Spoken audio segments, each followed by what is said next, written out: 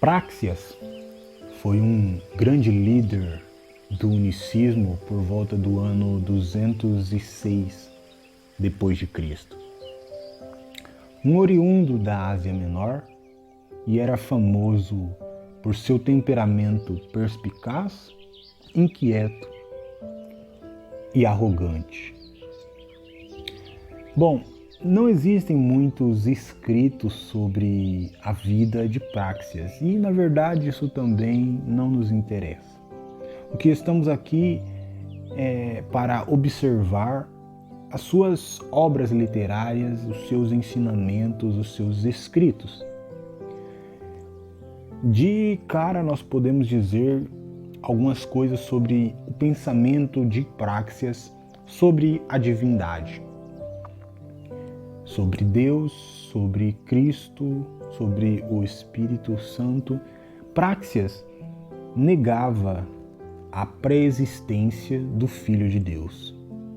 Ele fazia da terminologia bíblica filho apenas a encarnação.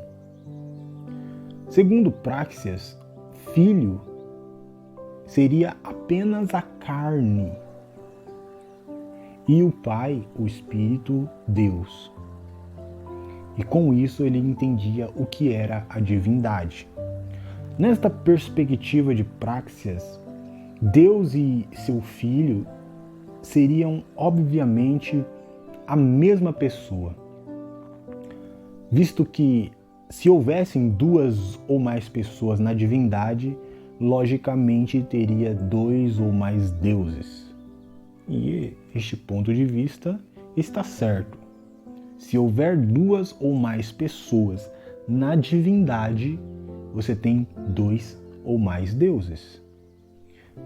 Este ponto está correto, mas não significa dizer que Deus e o seu Filho sejam a mesma pessoa. Mas foi o pensamento que Práxias chegou. Fazer do Filho apenas a carne ou o corpo no qual Deus, o Espírito, habitava, foi a única maneira que Práxias conseguiu de entender as duas naturezas de Cristo. E, instruído aos pés de Noeto, de Esmirna, eles foram os fortes opositores a Hipólito e Tertuliano, que são os pais da Santíssima Trindade. Hoje, talvez, esse seja o principal artifício do unicismo, se não que o principal mecanismo de defesa para os que amam fechar os olhos para as verdades bíblicas. Dizer que o Filho era apenas a carne, que foi gerado no ventre da Virgem, e que Deus era o Espírito que habitava ali. Reduzir o Filho a apenas uma carne humana, uma casca oca em que Deus habitava. E fazer então essa complementação da matéria com a divindade, com o metafísico, a expressão de tudo que é Deus. Essa era a visão de Práxias, esse era o pensamento de Práxias, a divindade segundo Práxias. Eu quero dar aqui alguns exemplos bíblicos de como esses artifícios são usados na tentativa de tornar o unicismo uma verdade bíblica. É o seguinte: a priori, eles decidiram arbitrariamente que Deus e seu Filho são a mesma pessoa. E, consequentemente, todos os textos bíblicos terão que, inegavelmente, expressar esse entendimento. O Filho era a carne, o corpo, a carne humana. O Pai era o Espírito, Deus. E ambos, que na verdade não eram ambos, mas a única e mesma pessoa, eram ou constituía-se Deus. Jesus disse, segundo eles, eu e o Pai somos um. quem vê a mim vê o Pai. João 10:30 e João 14:9. Então, eles já decidiram como Deus é. Eles decidiram que Deus e seu Filho é a mesma pessoa. E eles usam essas passagens bíblicas, eu e o Pai somos um, para que essas passagens expressem esse entendimento que eles já decidiram. Eles já criaram a imagem de Deus. Eles já decidiram como Deus tem que ser. E agora a Bíblia ela tem que dizer aquilo que eles já decidiram. Agora, uma pequena colocação a se fazer aqui. É óbvio que essas palavras de Jesus estão todas fora do seu contexto. Porque se nós lermos estes textos no contexto, você nunca chegaria a esta conclusão de que Deus e Jesus é a mesma pessoa. Como eu disse, a priori eles já decidiram como Deus é. E agora não foi uma leitura bíblica que levou eles a essa conclusão. Eles decidiram isso antes.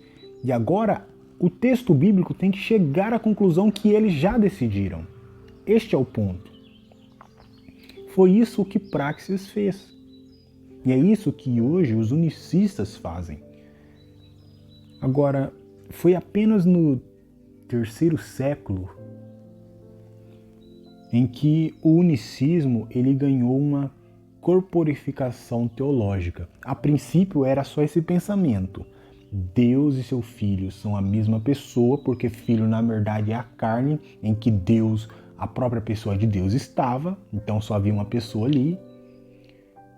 E era só esse pensamento. Filho é apenas a carne, é apenas a carne e Deus, que é a pessoa, a única pessoa da divindade, usava aquele corpo ali, aquela carne. Mas no século III, o unicismo ele ganhou ele deu uma enrobustecida teológica, ele ganhou uma corporificação teológica quando então o bispo Sabélio introduziu ao pensamento de Praxeas e Noeto as terminologias modos e ofícios, e que se tornou as diretrizes da doutrina unicista. Foi o meio pelo qual também Sabélio se tornou conhecido como o maior defensor do unicismo modalista ou da doutrina monarquista. Então este Deus unicista, segundo Sabélio, ele se apresentava de 3 modos. Modos do Pai, modos do Filho, modos do Espírito Santo. Como diriam os unicistas contemporâneos, Deus se manifesta de 3 ofícios. Ofício do Pai, ofício do Filho, ofício do Espírito Santo. 3 ofícios, mas de uma única pessoa. Era isso que Sabélio inventou. Esse é o pensamento que surgiu no século III, vindo aí da doutrina de Praxeas e Noeto. Então, mesmo com a forte oposição dos assim chamados triteístas ou trinitários, Tertuliano e Orígenes, o unicismo ele só foi rejeitado oficialmente pela Igreja Católica no ano de 273, pelo Papa Dionísio de Alexandria. Agora, eu quero falar para você daquilo que eu vejo como ponto crítico entre a doutrina da Santíssima Trindade e o unicismo. Porque para elas serem 2 doutrinas opostas uma à outra, rivais uma da outra, elas têm que ter um ponto crítico de discordância absoluta. E, no meu entendimento, o ponto crítico de oposição uma da outra é apenas os termos teológicos que foram subtraídos das formações curriculares de seus próprios defensores. A única diferença entre essas 2 opostas doutrinas é a terminologia pessoa jurídica, que Tertuliano apelou, e a terminologia modus, que Sabélio usou.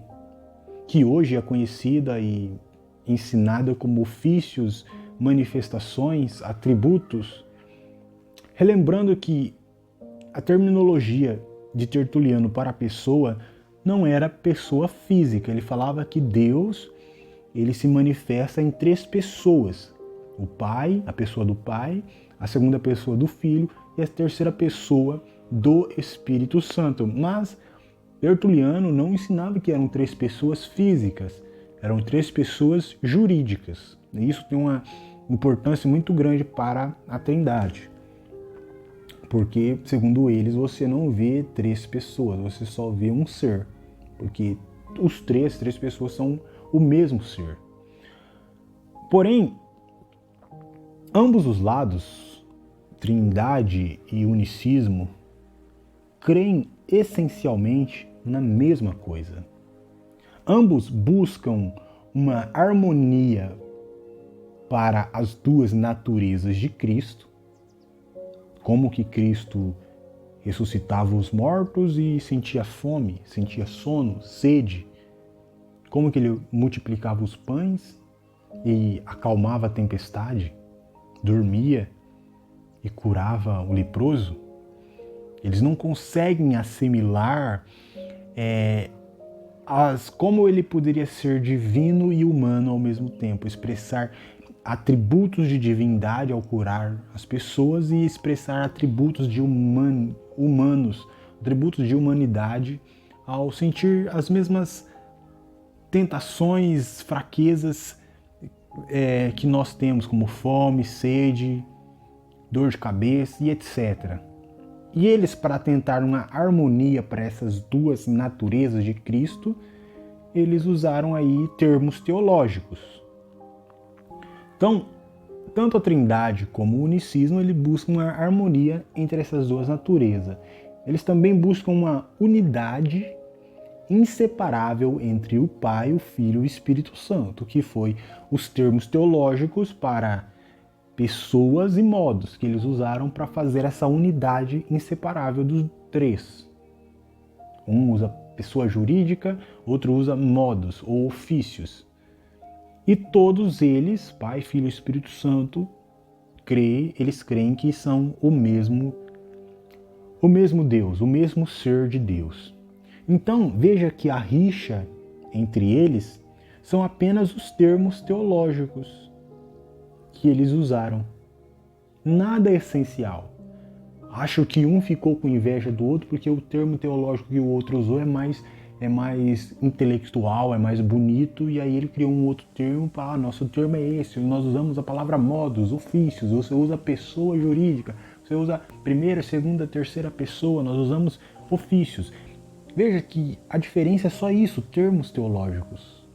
Mas, em essência, ambos são pagãos do mesmo modo, ambos são filhos da prostituta. Eu poderia abreviar a palavra, mas ficaria muito escandaloso para você. Então, eu quero ler aqui uma frase que expressa muito bem este pensamento unicista, que é a frase diz o seguinte: Deus se mostrou a nós de 3 maneiras: no Pai, Filho e Espírito Santo. Cada um, Pai, Filho e Espírito Santo, tem uma função separada, na redenção, é lógico, e, no entanto, todos estão unidos como um só Deus. Isso é o que expressa o unicismo, o que o unicismo crê. Agora, esta frase ela foi dita por Billy Graham, e Billy Graham era um trinitário. E eu diria que Tertuliano, o pai da Trindade, ele assinaria embaixo, pois Billy Graham é trinitário como ele. Cria que o filho seria apenas uma outra pessoa do próprio Deus. Mas Práxias, que é o nosso personagem principal aqui desta peça, Práxias e seus filhos não discordariam desta frase, já que para ele filho seria apenas um outro modo ou ofício do próprio Deus. Então veja, pessoas, ofícios, modos, atributos ou manifestações, apenas terminologias teológicas diferentes para dizer a mesma babaquice, a mesma idiotice. O unicismo afirma a unidade de Deus, a unidade do Pai, do Filho e do Espírito Santo, fazendo dos três um único ser, uma única pessoa. Então, ensina que a divindade, ou Deus, a deidade, se expressa em três operações. E eles também comparam a divindade com o Sol. O Sol é um único objeto, mas que irradia calor e luz. O Pai, ele seria a forma do Sol, ou a essência da divindade. O Filho e o Espírito seriam os modos de sua autoexpressão, de sua autorrevelação. Assim, a única divindade é vista como criadora e legisladora, que no caso é Jeová. E para a obra da redenção, Jeová operou como filho, ao fazer para si mesmo um corpo de carne e viver naquela carne. Filho seria aquela carne em que Jeová ali estava. Que Jeová morreu na cruz, e foi Jeová que sangrou lá e tudo mais. E para inspirar, conferir graça e regenerar, Jeová agora atua como Espírito Santo. Então seria basicamente isso o que o unicismo ensina. Essa é a essência do unicismo. Porém, o maior crítico de Práxias, que no caso foi Tertuliano, ele deixa transparecer em suas obras que a maioria dos crentes daquele período era simpatizantes do unicismo, eram simpatizantes do sabelianismo. E, afinal de contas, ambos diziam basicamente a mesma coisa. Sendo Deus um só, então ele se manifestou como Pai, depois como Filho e posteriormente como Espírito Santo. Mas Tertuliano, ele escreveu assim: com isto o quê? Ensinar que Deus e seu Filho sejam a mesma pessoa. Com isto, diz Tertuliano, Práxias fez um duplo serviço para o diabo em Roma. Ele desviou a profecia para longe e a trouxe em heresia. Pôs em voo o Paracleto e crucificou o Pai. É exatamente isso. O que os unicistas eles não podem enxergar é que ao dizerem que Deus e o seu Filho sejam a mesma pessoa, eles estão crucificando o próprio Pai. E como Deus, para ser Deus, não pode morrer porque ele é imortal e eterno, então tudo o que nós temos é um teatro de Deus atuando como se estivesse morrendo, como se estivesse morto. Mas de fato ele não estava, porque ele é Deus. Então, a conclusão que você vai chegar com o pensamento de Práxias, com a doutrina de Práxias, é que Deus é um grande ator, um grande mentiroso.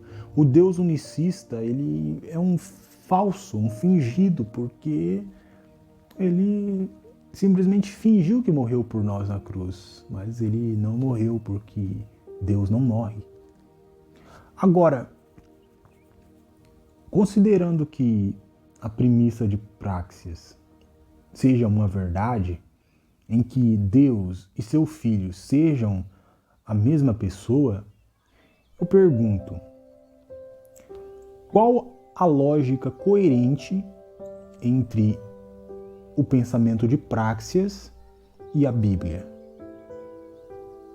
Em Lucas capítulo 23, verso 46, Jesus diz assim: e clamando Jesus com grande voz disse: Pai, em tuas mãos entrego o meu espírito. Agora, antes de você criar qualquer tipo de arrazoamento contra a palavra de Deus para explicar como isso é possível, eu estou dizendo para você pegar o pensamento de Praxis, em que Deus e seu Filho é a mesma pessoa, e ver qual coerência bate com isso aqui. Para qual Deus, ou qual Pai, qual pessoa Jesus entregou o Espírito, se Ele e Deus eram a mesma pessoa? Pensa com a mente de Praxis nisso. A conclusão lógica para um unicista, um praxiano, é dizer que ele, Jesus, estava orando para si mesmo, pois o Filho era apenas a carne e Deus era o que estava ali dentro, que era ele mesmo. Então ele estava orando para si mesmo. Ou você pode chegar à conclusão de que Deus fingiu que ele tinha um pai, por isso ele está falando, pai, em tuas mãos entrego o Espírito, mas na verdade não existia ninguém lá, porque ele era o pai. Então ele estava apenas fingindo que tinha alguém, mas não tinha. Você só tem essas duas conclusões óbvias, plausível. Então você percebe que essa doutrina ela se torna uma doutrina doentia, porque não existe lógica concreta nisso. Dizer que Deus fingiu ou que ele falava com ele mesmo. Então, imagine a doutrina de Praxis como uma verdade, porque ela não é, mas imagine como se fosse uma verdade imutável. Deus é o Espírito e Filho é apenas a carne. Então, só existe uma única pessoa ali, porque Filho não existe o Filho. Ele não existe de verdade, é apenas uma carne, um corpo que a única pessoa habitava. Então este Deus, seu nome é Senhor Jesus Cristo. Agora pegue esta verdade de Praxis e faça ela se encaixar perfeitamente na Bíblia. Cata o pensamento, a divindade segundo Praxis e faça ela se encaixar perfeitamente com as palavras de Cristo. São João, capítulo 20, verso 17. Disse Jesus: não me detenhas, porque ainda não subi para o meu Pai, mas vai para meus irmãos e dize-lhes que eu subo para o meu Pai e vosso Pai, meu Deus e vosso Deus. Será que o pensamento de Praxis se encaixa aqui? Será que a divindade segundo Praxis se encaixa aqui? Porque se encaixar, ele vai ter que chegar à conclusão que existem dois deuses. Esse que ele chama de Jesus, que é Deus, e esse Jesus está dizendo que ele tem um Deus, meu Deus e vosso Deus, meu Pai e vosso Pai. Então ele, Jesus, é o Pai, e existe um Pai que é o Pai de Jesus, que também é Pai nosso. Existe dois pais, existe dois deuses, então existe também dois Espíritos Santos. Esse é o pensamento unicista. Agora, você vê que não se encaixa, a doutrina de Praxis não se encaixa na Bíblia. Eu quero ler aqui o contexto das palavras distorcidas que eles usam. Respondeu Jesus. Olha bem que é as palavras de Jesus, não é as palavras de Pedro, não é as palavras de Paulo, é as palavras do próprio Cristo. Respondeu-lhe Jesus: já vou-lo tenho dito e não credes. As obras que eu faço em nome de meu Pai, essas testificam de mim. Mas vós não credes porque não sois das minhas ovelhas. Como já vou-lo tenho dito, as minhas ovelhas ouvem a minha voz e eu as conheço, e elas me seguem. E dou-lhes a vida eterna e nunca hão de perecer. Quem é salvo para sempre. É disso que ele está falando. E ninguém as arrebatará da minha mão. O eleito não se perde. Meu Pai que me deu é maior do que todos e ninguém pode arrebatá-las das mãos de meu Pai. Eu e o meu Pai somos um. E todas as minhas coisas são tuas e todas as suas coisas são minhas, e neles sou glorificado. E eu já não estou no mundo, mas eles estão no mundo, e eu vou para ti.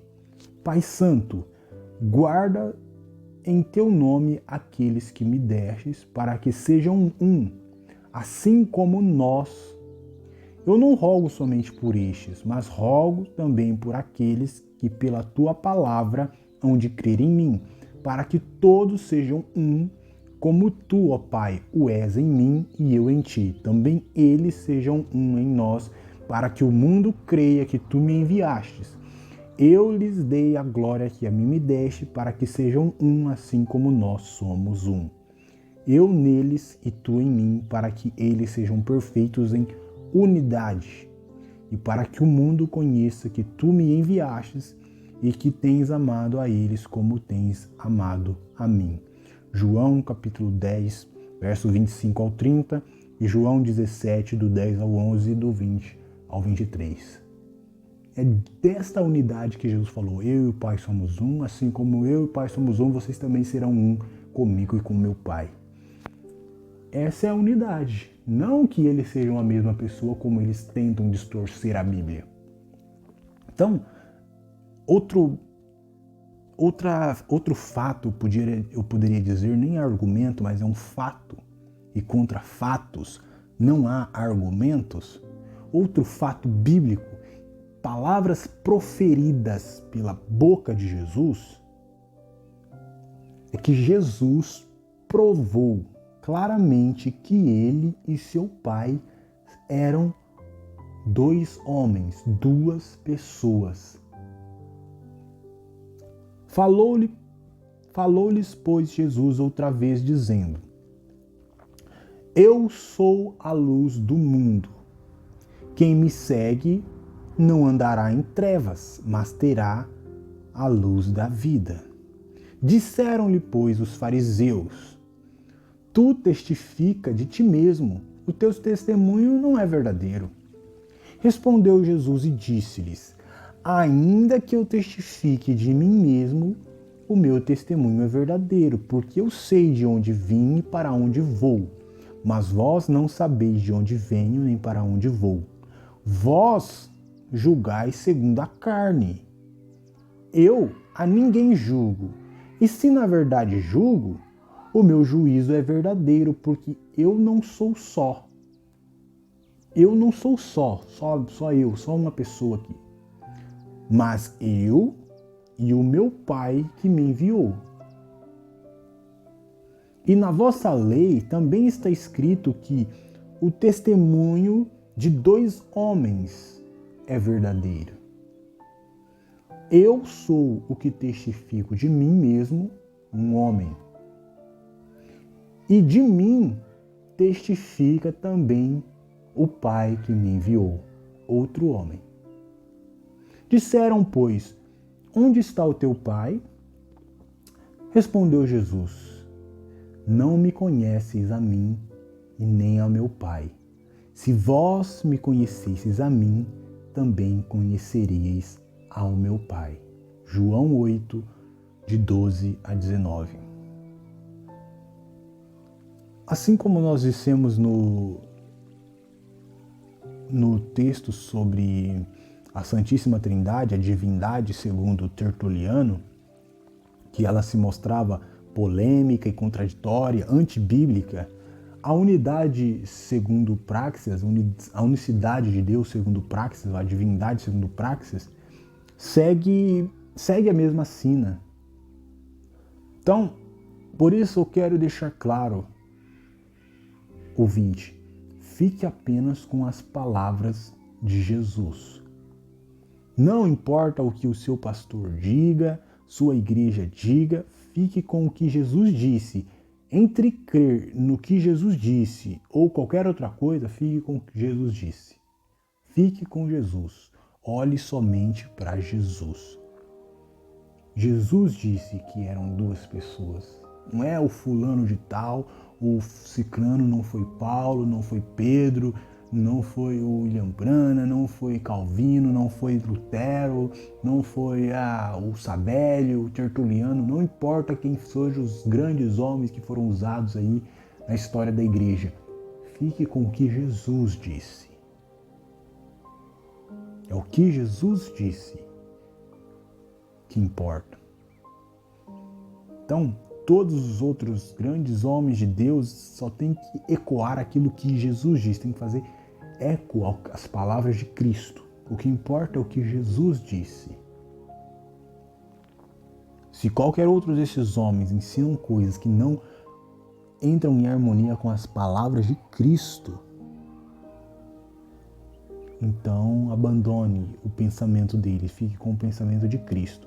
Não é para nós termos a mente de Calvino, não é para nós termos a mente de Jonathan Edwards, não é para nós termos a mente de Spurgeon, não é para a gente ter a mente de Tertuliano, não é para nós ter a mente de William Brana, não é para nós termos a mente de Paulo, é para nós termos a mente de Cristo, de Jesus. Fique com o que Jesus disse. Olhe somente para Jesus.